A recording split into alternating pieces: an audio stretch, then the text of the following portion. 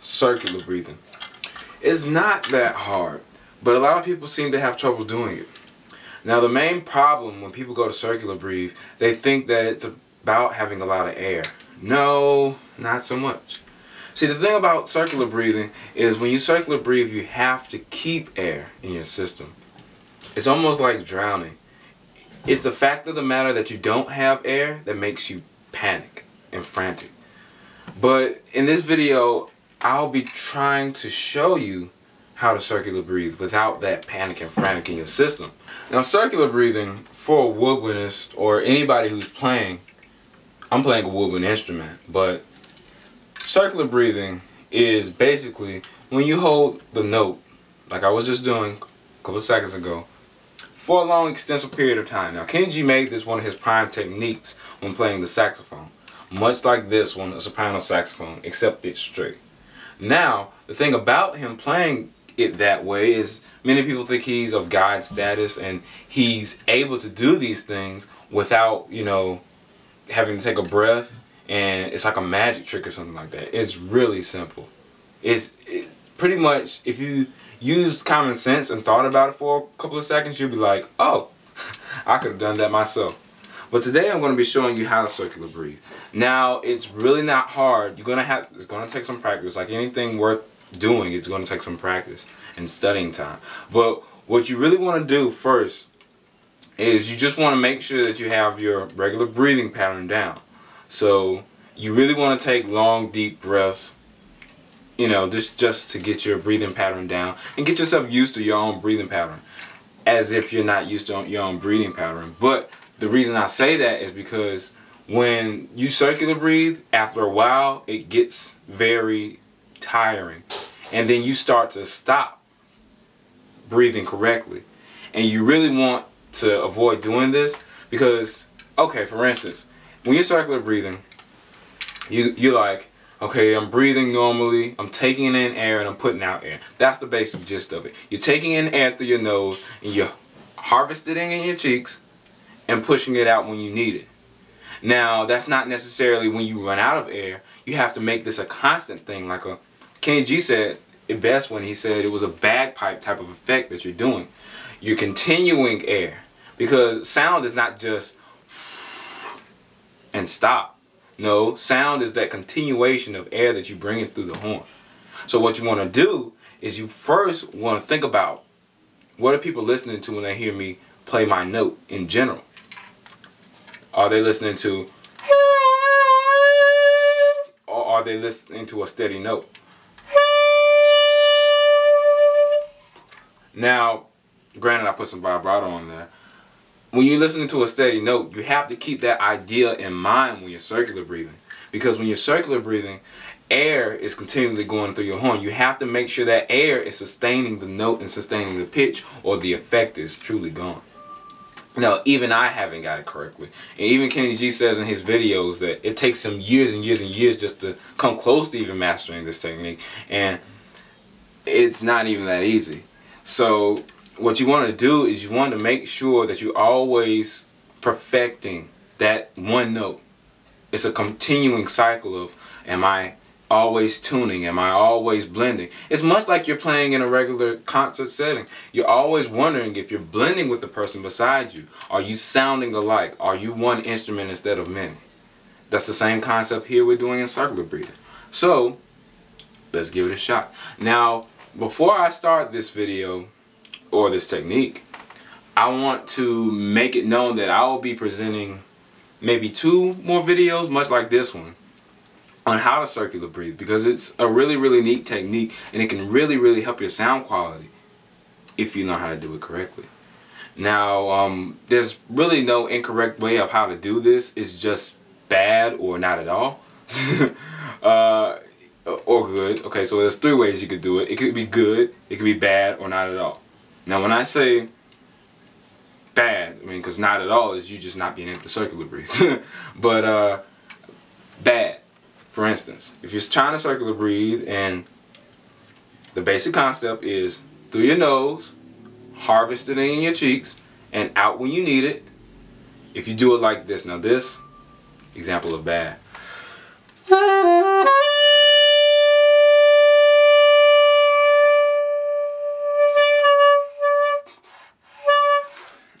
And then the note eventually falls off, or whatever variation of a fall off note you may have. Now, what you really want to do is you want to make sure that you have enough air to sustain it throughout the whole process, however long you're deciding to do it. And it's a lot like improvising when you're doing jazz. It's not that you have to exactly know what you want to do, you just have to have an idea and some boundaries. The boundaries in improvising would be like the scale. And even then, you can still kind of break and bend the rules on the scale. So when you're doing circular breathing, you can still break and bend the rules of circular breathing. If you can't do it with just one note, because one note is harder than, in my opinion, sustaining a whole bunch of notes at one time. For example, if you're trying to do it like this, and you keep falling off, try to do it like this. And if you can't do it the entire time, it still sounds good because you came at least halfway when you're doing more than one note. For example,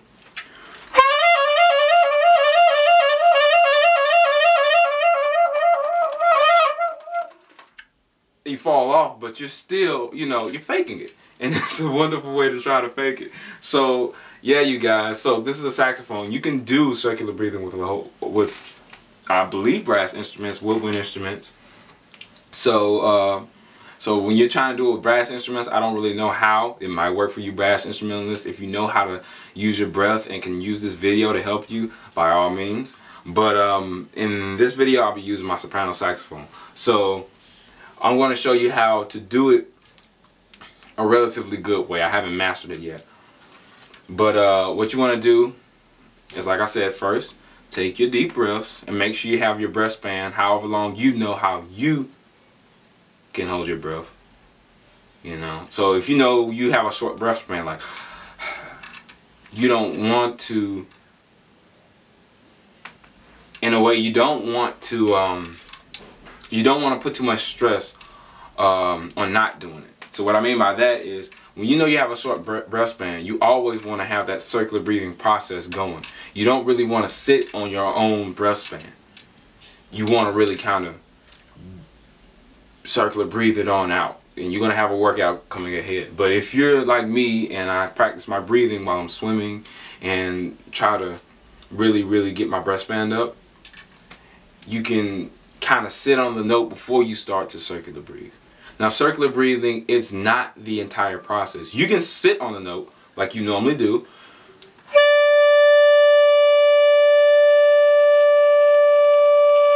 and not be circular breathing at all for maybe however long you can do it. But if you're, you know, just starting out and you want to learn a new trick or something like that, you always have to circular breathe like so.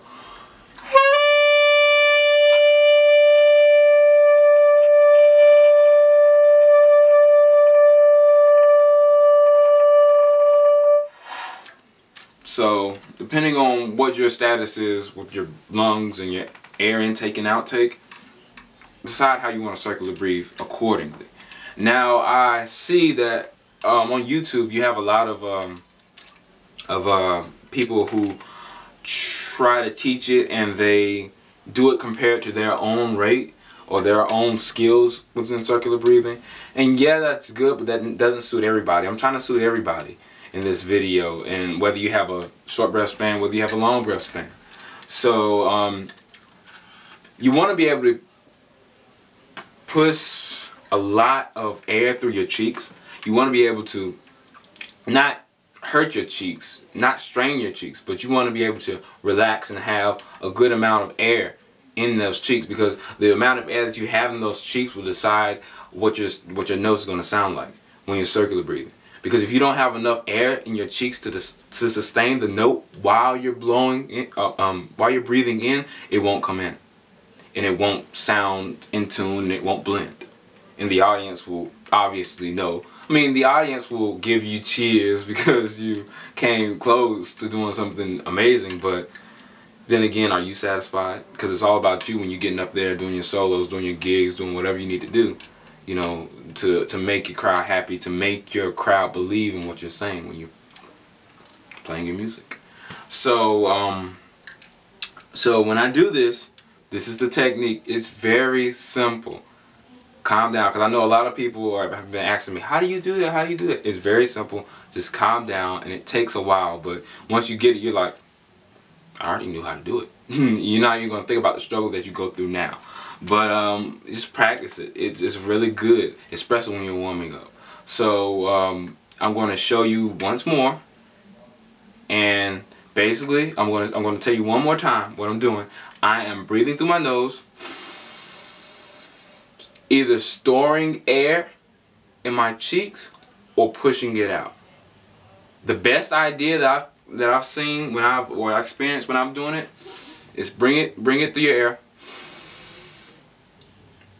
and storing it while you're holding that note.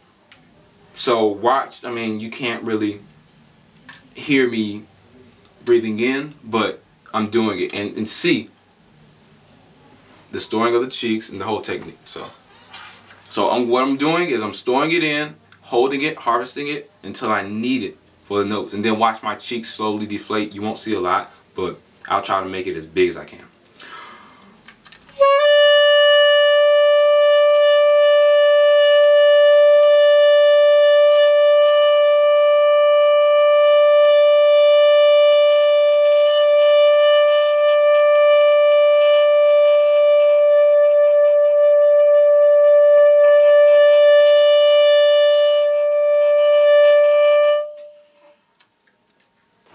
So what I want to do next is I want to have this video, because I know you guys are really interested in this technique. I want to have this video competition where we test ourselves, and no cheating, because everybody can cheat with video editing nowadays. But I want to have this video where we have these circular breathing competitions, you guys, because it's a really cool technique, and if you can time yourself without cheating, because if it's obvious that you cheated with what do they call them, scene cuts, and just edit it back together, I'm not going to count that. But if we can have this little competition where we can circular breathe, and that would be so cool. So I'm going to show you one more time, and just show you a whole bunch of different ways. I'm Devin from Project Sax, and I will have 3 videos on how to circular breathe. The next one is going to be with a balloon. Now the thing about the balloon is, the balloon actually pretty much teaches you how to circular breathe. Because when you're blowing in a balloon, you're blowing it, right? And you're getting all the air in there, and the air is resisting you. There's a resistance of pressure that really pushes air back into your cheeks, or you already stored air in your cheeks. That's just like the circular breathing technique. Because you're blowing in, but there's a whole bunch of air in your cheeks that you don't need yet. That's exactly what we're doing here. You have to know how much air it takes to blow through that horn and how much air you can afford to keep before you continue the note out. Because what happens when you blow into the instrument and you blow into your horn or your trumpet or whatever you have, the actual air itself, you don't need all that air. No one goes around playing like this and then blowing at their highest high. That's not how instruments are made. They're not made for you to like a kazoo. You don't have to put that much air into an instrument, contrary to belief. It's about how you focus your air with your embouchure. Now, embouchure is something that I've talked about a while back in one of my videos. It's about the way you put your mouth in your horn to achieve a certain note. Now, if your mouth is very closed, especially on soprano saxophone, because you have to close up your mouth a little bit more than the alto and tenor, you're not putting as much air out. But if you have a horn that you have to have your mouth open like this, the air is just going to come straight out. But when you close your mouth up, and you make it, the smaller you make your mouth, the more air you have retaining in your mouth. So when you go to circular breathe, you take that retained air and you push it out when you need it. And that's basically what the technique is. And so when you're blowing a balloon, when you're pushing that air in and you have some air left over, that's the circular breathing technique. You never have to take your mouth off the balloon to blow the balloon up to full potential. It's because the balloon has a certain amount of air, and that air puts enough air into your mouth and leaves enough air into your mouth because it can only hold so much. A certain note only holds a certain amount of air. And that continuous amount of air will really help you when you circular breathing. So that's the basic balloon concept. And I will be showing you guys that because it'll help. It'll help you guys. But I'm here just to help you guys. And this is the beginning of a sax series of techniques that my channel will have. So guys, just stay tuned and keep playing and keep practicing, because these instruments are fun things to practice. Regardless of what you might think, circular breathing is really good practice. And it's also ideal for warming up.